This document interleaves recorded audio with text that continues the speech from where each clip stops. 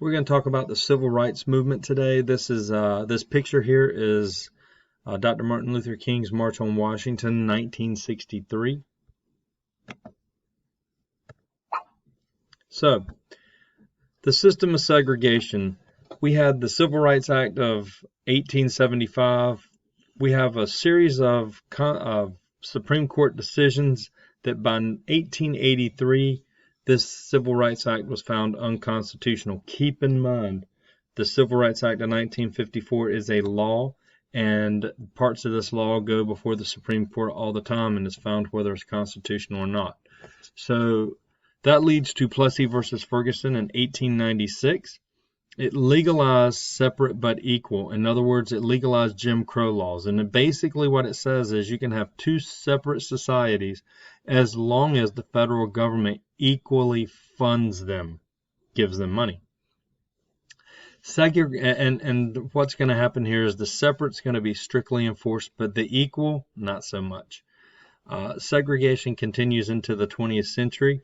World War II sets the stage for the civil rights movement. Like so many other movements we have in the 20th century, the World War II is a watershed moment in that African Americans and minorities do not want to go back to the way things were.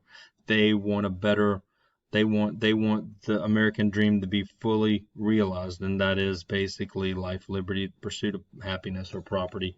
So, and equal treatment. You have a labor shortage. So, of course, women, African Americans, Latinos all work in factories, not to mention Latino men and African American men served valiantly in World War II, not to mention Japanese Americans. All minorities serve in the armed forces in World War II. After World War II, as you see, they had to give up their jobs to the 15 million enrolled or enlisted in the military. So out of that 15 million, we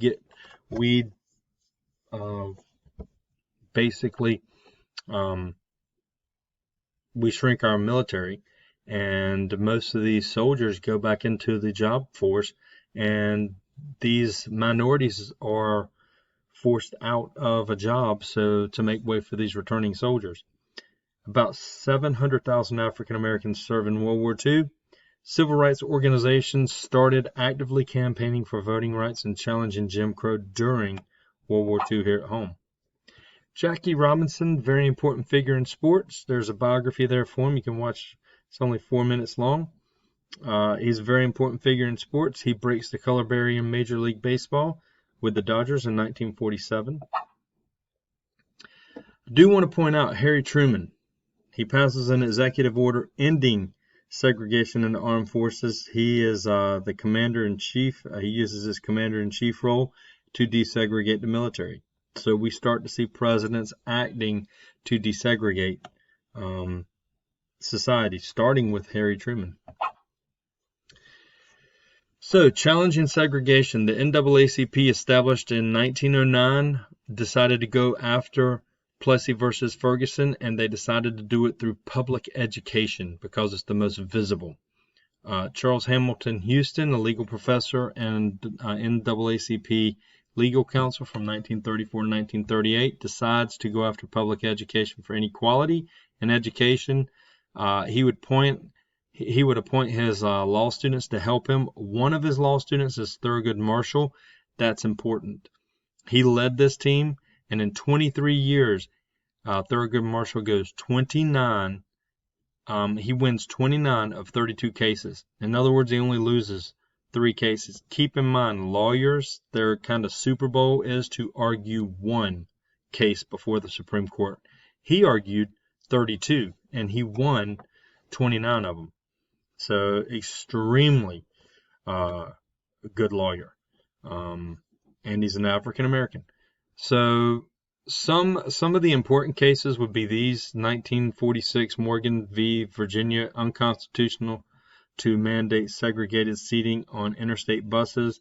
1950 Sweat versus Painter, law schools had to admit black students even if separate school was near. And 1954, the landmark case Brown versus Board of Education, separate is not equal in public education. The reaction, though, to the Brown decision, basically The Supreme Court in 1955 has to pass a second Brown decision to hasten integration. Mainly, you're going to get pushback from the South, but the North as well. Here is the Warren Court. Earl Warren is this gentleman right here. He's the Chief Justice. And here are the lawyers that argued the Brown case. So once again, there's some videos here you can watch. They're not long videos, but it would enlighten you on the case. So in response to the second Brown decision, the Southern Manifesto is written, and about 90 Southern representatives in Congress vowed to fight the Brown decision any way they could legally. Eisenhower publicly accepts the Brown decision. However, privately, he does not agree with it. So he had to sign into law the Civil Rights Act of 1957, which dealt with voting, which, by the way, the filibuster to this, Strom Thurmond led a filibuster, and he spoke for over 24 hours straight against this Civil Rights Act. It's the longest filibuster in U.S. history. And it was to prevent the Civil Rights Act of 1957 from being voted into law, or being voted into law to go to the president to sign. The crisis in Little Rock, Arkansas. Remember, Little Rock was seen as quite a progressive state until 1957. It's the first state to allow African Americans into state universities in 1948. However, in 1958, 8 students had to be escorted by an adult to integrate the schools. Elizabeth Eckford, she wasn't contacted, and this 16-year-old girl faced a mob of angry, hostile white people, parents, women, men, spit on her, called her all kinds of names. She stood her ground and she walked. President Eisenhower eventually has to nationalize the National Guard to protect these students to enter the school. So, in 1955, Rosa Parks, she worked for the NAACP. She was a member, but she was the right person to do this. They were trying to find the right person to do this protest, and she was the right one. She was arrested for not moving to the back of the bus. This bus boycott, in response to Mrs. Parks' arrest, led to a 26-year-old Martin Luther King leading this boycott. So, and I usually show you this Emmett Till story. I'll probably assign it to you. It's 11 minutes long, but it's worth the watch. You need to watch that. The SCLC is formed in 1957, led by Dr. King. Promoted nonviolence and civil disobedience. Dr. King had read the books of Henry David Thoreau, and he is a follower of Gandhi. So Gandhi also read Henry David Thoreau, and basically nonviolent protest is the way to change democracy, and it works best today as well. So, walking for justice, the boycott lasts 381 days. The protest was nonviolent. And in late 1956, the Supreme Court outlawed bus segregation. On December 21st, MLK rode on the front seat of the bus, and he declared it was a great ride. Dr. King and the SCLC, the Southern Christian Leadership Convention, were successful with this. So they felt they were going to change the world, and they wanted to change the world with this thing called Soul Force. This is a Gandhi term. MLK called this violent protest Soul Force. In spite of violence toward blacks, to keep them in their place, he insisted on non-violent protests. He said this was more powerful.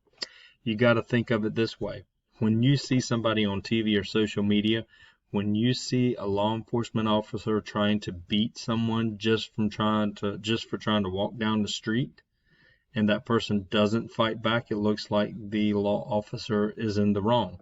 But as soon as the person fights back, then it looks like the law enforcement officer had a reason to do this. So understand the power of the media at the time and today to get your point across. But you have to be well trained to keep your be nonviolent during something like this. And they were trained. A lot of them were trained for this. So from the grassroots up, the SCLC was founded in 1951. It included 100 ministers and civil rights leaders. The goal was to continue nonviolent protest and to end second-class citizenship. Ella Blake was a former member of the NAACP, and she helped form the SCLC. So the movement's going to spread, and by the late 50s, Dr. King had survived an assassination attempt. A lady in Harlem tried to stab him in the chest. And by the late 50s, early 60s, the movement kind of slowed down a little bit, but it picks up again. In 1960 in Greensboro, North Carolina, there were model organizations in place to build from CORE, from James Farmer's 1942 creation of CORE, which still existed at this time. And in 1960 February, North Carolina A&T, we have 4 students. They went to Woolworth's in Greensboro and they just sat at the counter. And as you see, one of the young men, Ezel Blair Jr., starts this sit-in, and it spreads across the nation. So by late 1960, lunch counters in 48 cities and 11 states have been desegregated. If you watch this video, it explains it, but basically they started a movement in the spring of 1960 of where African Americans go to these diners and just sit there. So this is a CORE movement as well. New volunteers for CORE took to 2 buses, and they wanted to go to Montgomery, Alabama. The goal was to test the Supreme Court's ruling on segregation on buses. They were to ride through the South and desegregate businesses. They set out from Washington.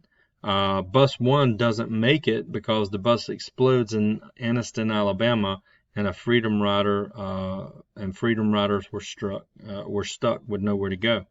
No one was hurt with this, and this is a picture of it, but, there were hostilities. I do want to step in and talk a little bit more about the Freedom Riders. I think it's, let's see here. Well, we'll go through this here. The SNCC steps in and helps the movement. As you see, the SNCC members set out from Montgomery, Alabama, and eventually federal marshals have to step in with the Freedom Riders. Were promised protection by the Attorney General Bobby Kennedy, and they didn't get it. So JFK has to send 400 U.S. Marshals to protect these Freedom Riders. When these Freedom Riders entered Mississippi, which was the end of their trek, Governor Barnett sent them to Parchment Prison, which was one of the harshest prisons in the 60s. It was a work farm. Literally, you worked on a farm, and you typically people died of heat exhaustion and things like that. These Freedom Riders sang songs. These Freedom Riders were happy to be there, and other prisoners couldn't figure it out. Actually, the Freedom Riders being in this prison, because they knew they were wrongfully imprisoned, they were all sentenced to like 20 years for this. They actually helped close down Parchment Prison, one of the most harsh prisons that were around since the Civil War, and basically taunted Barnett by doing this. So anyway, standing firm, as you see, Ole Miss is going to be integrated in 1962. James Meredith, he won a court case and allowed him to enroll into the University of Mississippi. Ross Barnett wouldn't let him, the governor. Kennedy calls the federal marshals in to escort him into class. The riots followed, as you see. By the way, you can check out his story as well. I believe it's down there at the bottom, but he had to live with protection, and he never got to see a football game or any of that stuff. Keep in mind that was the year that Ole Miss went undefeated, but he was under security. It's interesting to watch how he dealt with it. But heading to Birmingham, as you see, strict enforcing of segregation in 1963. Reverend Fred Shuttlesworth asked MLK to test segregation laws in Birmingham. He leads a small group in May of 1963. And on Good Friday, demonstrators walked the streets and they are going to be arrested. We'll pick up with part 2 next.